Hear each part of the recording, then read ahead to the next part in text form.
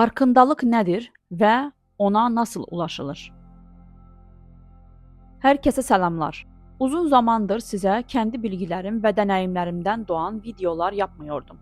Lakin bu bilgilərin sizə qısa və öz şəkildə verilməsinin önəmini hiss etdiyimdən iş başına geçdim.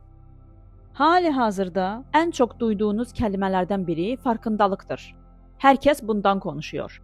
Ancaq tam anlamı ilə nədir və ona nasıl ulaşılır deyə net bir bilgi, bir talimat çox azdır. Bu videoda mən farkındalıq nədir və onu nasıl hər an yaşaya biliriz deyə anlatmaya, praktik verməyə çalışacağım. İlk öncə farkındalığa doğru yolda oluşan aşamalardan bahsedəcəyim. Aslında burada 4 aşama görüyorum. Farkındalığın 4 aşaması var, yəni 4 qrupa böldüm onları. Birinci qrupa kəndini tamamən unutmuş insan dahildir. Normal həyatda sadəcə robot gibi yaşayan, heç bir hərəkət və eyləmlərinə diqqət etməyən, rutindən və kəndi birikmiş inanç və dünya kalıplarından çıxa bilməyən çox sayda insan var. Böyle insanlar adətən kendilerine yönelik yaşarlar, egolarına yönelik yaşar və kendi çıkarlarını düşünürlər. Bu tür insanlar çok saydadır və əminim ki, hər kəsin həyatında, ətrafında bu tür insanlar vardır və onları görmüşsünüzdür. Bu ilk gruptan çok konuşmayacağım. İkinci grup insanlar, burada farkındalığın ilk aşamasında olan insanlardan konuşuluyor. Bu aşamaya dahil olanlar bir şeylerin ters gittiğini anlayan və dünyada bir şeyler yapmaya çalışan insanlardır. Onlar hayatı, sistemi araştırmaya başlayanlardır. Empati duyguları olanlardır. Yalnızca kendilerine değil, ətraflarındaki hər kəsə doğru yanaşmaya çalışanlardır. Açıq kalpli və duygusaldırlar, vicdanlıdırlar. Doğru yaşamaya niyyətlidirlər. Hala egosal tarafları olsa da baskın şekilde değildir. Hayvanlara ve tabiata sevgi ve saygı ile yanaşırlar. Farkındalığı dışa dönük şekilde yaşarlar. Sistemi çözmeye çalışır, çok okur ve deneme yaparlar. Şimdi ise farkındalığın ikinci aşamasında olan insanlardan konuşacağım. Bu aşamada insan artık Allah'a güvenle yaşıyor. Onun için iyi veya kötü yoktur. Her şey takdiri ilahidir. Onun gözünde her şey ve herkes güzeldir. Çünkü her şeyde ve herkeste Allah'ı görür. Ancak hala ikililik vardır. Kendi ve Allah'ı var. Dua ve sık ibadet yapar. Takvada yaşar. Bu tür insanlar da biliyorum ki etrafımızda çoktur. Hatta bazılarınız bu aşamada olabilirsiniz. Farkındalığın bu aşamasını yaşayabilirsiniz. Şimdi tam farkındalık aşamasına geçiyorum. Bizim esas konumuz bu aşamada kalmaya çalışmak, bu gruba dahil olmak ve burada kalmaya çalışmak olacak. Bu grubun özelliklerini şimdi size aktarıyorum. Tam farkındalık. Bu kişi artık yalnızca birin olduğunu idrak eder. Artık Rabbi ve kendisi birdir. İkililiğe son vermiştir. Kendini beden ve zihin olarak hissetmiyor. Asıl özünü keşfetmiş ve özde kalan biridir. Görünüş ve görüntülerin sadece aynada yansıma olduğunu anlamıştır. Yansımaya değil, aynaya odaklıdır. Ve kendini suret, görüntü olarak değil, aslinin ayna olduğunu bilir. Tüm suretlerin, hatta kendi bedeninin bile Allah'ın suretleri olduğunu anlar. Ayrım yoktur, bir vardır. Görünen suretlerin ardında olan odur. Bu artık vəhdət-ü şuhud halidir.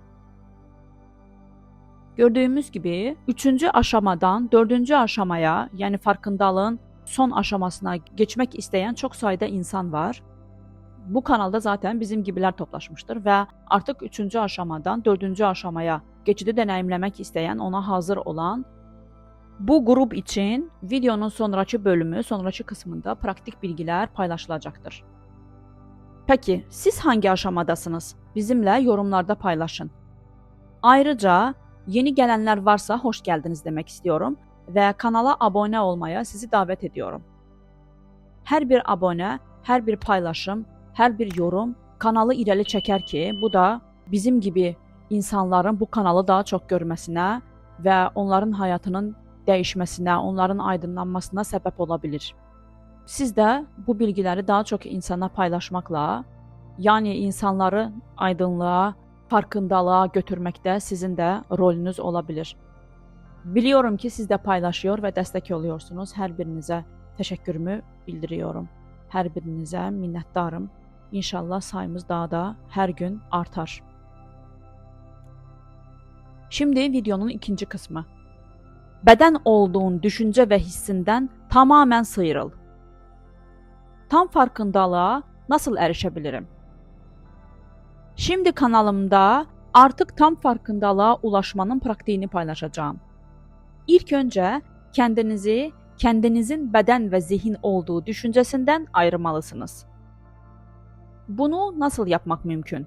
Kanalımda olan aydınlanmış üstadların satsang və kitablarını dinləməklə buna başlayabilirsiniz. Kendinizi keşif ettiğinizde o durumda daima kalabilme isteği hissedeceksiniz. Bunun için kendi dikkatinizi kendi bedeninizden ayırmalısınız. Bedenin ve sizin görüntü ve aynanın ayrı olduğu bilgisine her an vakıf olmalısınız. Bunun için bedenden değil, bedeninize bakmalısınız. Yani biz günlük hayatımızda nasıl bakarız? Bedenimizden bakarız. Gözlerimizi bunun için istifade ederiz ve gözlerden baktığımızı zannederiz. Ama aslında biz gözlerimizden bakmıyoruz. Gözlerimizden bakan var. Yani bu bedenin gözlerinden bakan var. Onu bulmalıyız. Gözleriniz görür ama bakan kimdir? Ben diyorsunuz. Ben bakıyorum. Bu gözlerden ben bakıyorum. Peki siz kimsiniz? Bu ben kimdir? Kim bakıyor? Mesela benim için bu farkındalığı yaşamaya sebep olan bir bilgiyi paylaşıyorum. Bu konuda çok şeyler okumuştum ve çok duyuyordum. Ancak tam tamına idrak etmem şu cümlelerle oldu. Şimdi bunu sizinle paylaşıyorum. Bakın biz günlük hayatımızda hep diyoruz. Benim telefonum, benim evim, benim giyimim, benim bedenim. Peki bu beden kimdir ki tüm bunların hepsine hem de bu bedene sahiptir? Beden de benimdir. O zaman bu bedene sahip olan ben kimdir? Bunu hakikaten idrak edip özünüze bedenden ayrı bakabildiğinizde iş başlanır. Yani farkı hissettiniz. Beden olmadığınızı idrak ettiniz. Ve bedene bir obje gibi bakmaya başladınız. Yine söylüyorum. Bakan bedendeki gözler değil. Asıl sizsiniz, özünüzdür. Şimdi bedeninize kenardan bakmayı öğreneceksiniz. Sanki etraftaki gözlerinizle bedeni izliyorsunuz. Yani bu alandan, etrafınızdaki bu alandan siz bu bedeni izliyorsunuz. Böyle bir his oluşturun. Bedene kenardan bakış hissi. Bunu deneyin. Bunu mutlaka yapabileceksiniz. Kendinize, yani bedeninize kenardan bakmaya başlıyorsunuz. Sanki etraf alandan gördüğünüz her şey dahil olan film çerçevesinden kendi bedeninizi izliyorsunuz. Yukarıdan, aşağıdan, sağdan, soldan, her yandan bedenimize bakmaya, bedenimize odaklanmaya başlıyoruz. Bunu gün boyu yapıyoruz. Her bir işi yaparken bedenimizi izliyoruz. Mesela yemek mi yiyor, bedeni izliyoruz. Bulaşıkları mı yıkıyor, bedenimizi izliyoruz. Evde işleri mi yapıyor, bedenimizi izliyoruz. Kitap mı okuyor, bedenimizi izliyoruz. Yol mu gidiyor, yine bedenimizi izliyoruz. Alışveriş mi yapıyor, yine bedenimizi izliyoruz. Tüm günümüz boyu bedenimize odaklı halde kalıyoruz. Bu bize ne veriyor? Bu bizi bedenden ayırıyor. Bilincimizi bedenden ayırıyor. Yani biz anlıyoruz ki beden ayrıdır, biz ayrıyız. Bunu her gün net bir şekilde yapmalıyız. İlk başlarda unutabilirsiniz. Yeniden bedenden bakmaya başlayabilirsiniz. Ancak kendinizi dayandırın ve yeniden bedene bakmaya, odağınızı yeniden bedene çevirmeye başlayın. Bu halde artık gün boyu bunu deneyimlediğinizde uykuda bile çok kolay olacaktır. Çünkü kendinizi bileceksiniz ve rüyada bile kendinizi bilme haline geçeceksiniz. Yatarken farkındalıklı olmak için size yine bir praktik paylaşacağım. Yatmaya gittiğinizde normal olarak gözlerinizi yumuyorsunuz. Ve şimdi gözleriniz her gün gördüğünüz, alışmış olduğunuz dünyayı değil, tamamen ayrı bir görüntüleri görmeye başlıyordur.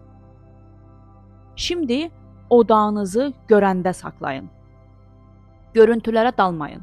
Dalma baş verərsə, kendinizi yakalayıp yine izleyen konumuna getirin. Siz izleyicisiniz. Rüyaya dalmayın. Rüyayı gören zihindir. Siz izleyensiniz, gözlemcisiniz. Kendinizi rüyadan ayırın ve bilincinizi açık tutmayı öğrenin. Sanki rüyaların, o görsəllərin gəlmə anını yakalayın. Görsəllərin gəlmə anını yakalayın. Sanki astanada dayanmışsınız ve gelen geçen her bir şeyi görüyorsunuz. Gelen rüyaları, gelen kadrajları vesaire bunların hepsini siz gözlemliyorsunuz. Gözlemci rolünde kalmak çok önemlidir. Gün boyu bedenimizi izliyoruz. Yatarken gelen görüntülerin gelme anını, şeklini izlemeye başlıyoruz. İlk başlarda normal olarak uykuya dalacaksınız. Lakin praktik yaptıkça zamanla alışacaksınız. Yani bu bilinçli halinizi tutmayı öğreneceksiniz. Bu uzun süre devam eden çalışmalarla erişilebilir durumdur. Böyle devam ettikçe bir gün artık uyumadığınızı, rüya zamanı bile kendinizi unutmadığınızı, hep izleyen, gözlemci olarak var olduğunuzu, özünüzü hiç kaybetmediğinizi göreceksiniz. Ne uykuda ne de dünyada özünüzü unutmazsınız. Sonraki aşamada artık bedenle özdeşleşme silindikçe beden algısı da kalmayacak. Yalnızca bilinç olacaksınız. Bu meditatif halde yaşamdır. Bu kendini bilme halidir. Veya farkındalıklı yaşamdır. Yani ne diyerseniz deyin, bu odur. Kim olduğunuzu hiçbir zaman unutmamak budur. Aydınlanma daima özünde kalabilmek ve böyle yaşamaktır. Bu halde olan keder bilmez. Zihni düşüncelerle dolup taşmaz. Sevinç, huzur ve sakinlik onun asıl gerçek halidir. Çünkü o hep vardır ve her surette yaşar. Sonsuz, ebedi ve var olan odur. Bu praktikle siz de artık farkındalıklı yaşayabilir, bunu deneyimleyebilir, bunu öğrenebilir ve bunu günlük hayatınızda hatta uyku halinde bile deneyimleyebilirsiniz. Size kısaca en derin konuları pratik şekilde anlatmaya çalıştım. Bu praktikler size tam olarak farkındalığı korumaya ve böyle yaşamaya, bütün hayatınızı ilahi halde yaşamaya yardım edecektir. İlk başlarda gayret göstereceksiniz, lakin sonradan bu sizin normal halinize dönüşecektir. Ve hayatınızı ilahi bilinçle, ilahi farkındalıkla yaşamaya devam edeceksiniz. Bu da mutluluğun kendisidir. Vəhdət-i şuhud halinde olmak, o ilahi aşkı hissetmek her birimizin yandığı bir arzudur. Her birimizin kalbinde doğan bir istektir. Siz de uygulayın ve benimle yaşadıklarınızı, yolunuzu, düşüncelerinizi paylaşın. İnanıyorum ki bu bilgi size yardımcı olacaktır. Video hakkında düşüncelerinizi, sorularınızı yorumlara yazın. Cevaplamaya çalışacağımdır. Sizi seviyorum. Hoşça kalın.